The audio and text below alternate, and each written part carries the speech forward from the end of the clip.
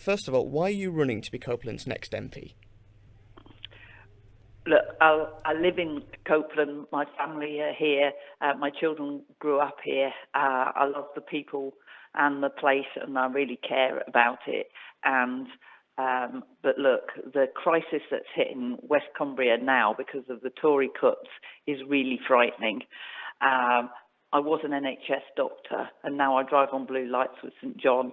And what's happening in our health service is really scaring me. The proposals for downgrading of our health services are really frightening. And I want to be a strong voice for Labour, fighting for this area to make sure that we get the services that we need and deserve. Now, you mentioned your time in the NHS. What other experience do you have to become a Member of Parliament? I worked in the NHS and I've worked in children's services. I worked and I volunteer now with St John, and I've also been an elected councillor. But look, we need to fight to make sure that we get the services that we need and deserve in this area, and we need to stop the Tory cuts. So what would be your top priorities as the next Member of Parliament? I'm quite clear. I've got 5 pledges for Copeland. First and foremost, to protect the NHS, fight for our hospital. We need to protect A&E, maternity services and the children's ward at West Cumberland Hospital.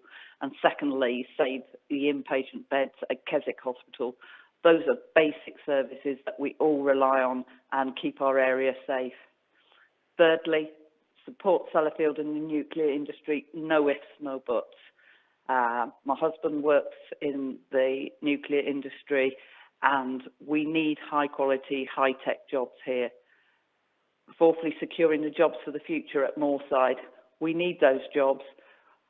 We need investment to make them happen. And the country needs them to keep the lights on as part of the low carbon energy mix. And lastly, my 5th pledge, campaigning for investment in our infrastructure, better roads, better rail, better broadband and a better phone signal. Now, Jamie Reid campaigned throughout his time as Copeland's MP to protect maternity services at West Cumberland Hospital, but he failed to secure any commitment from the government to protect these services.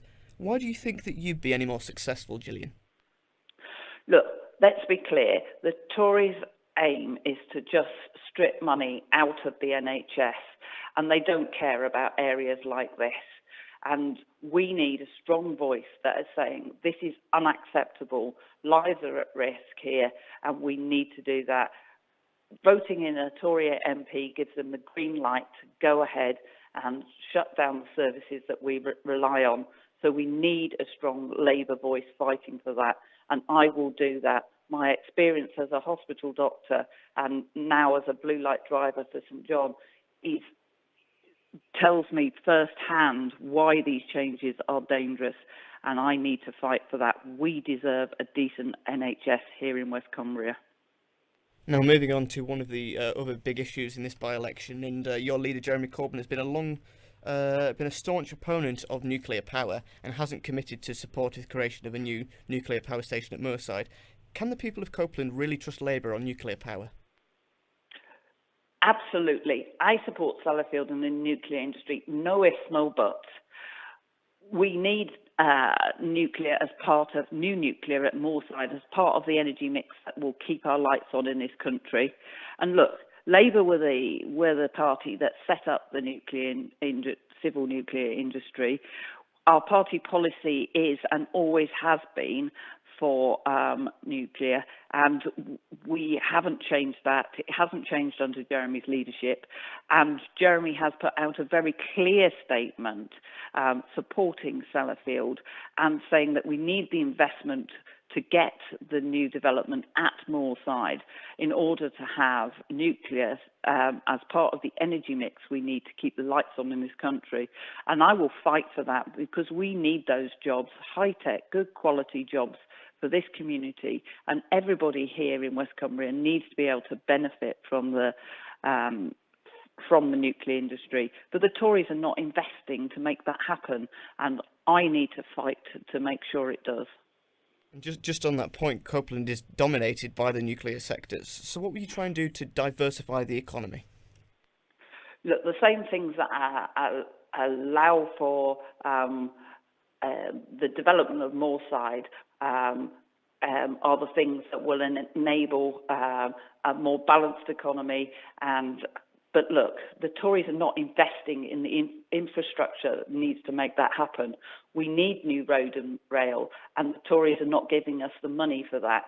We need better broadband and mobile phones signals, and we're not getting the investment in the supposedly commercial areas to make that happen.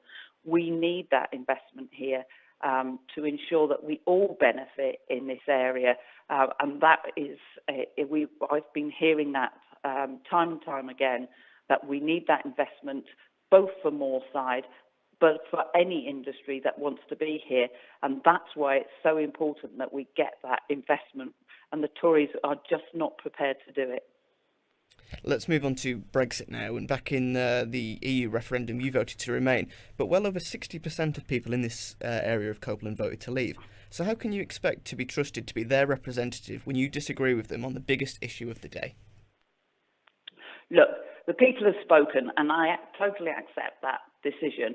What the politicians need to do now is to make sure that we get a plan that supports investment, jobs, and growth in this area and the country as a whole. And the Tories have no answers to those big questions.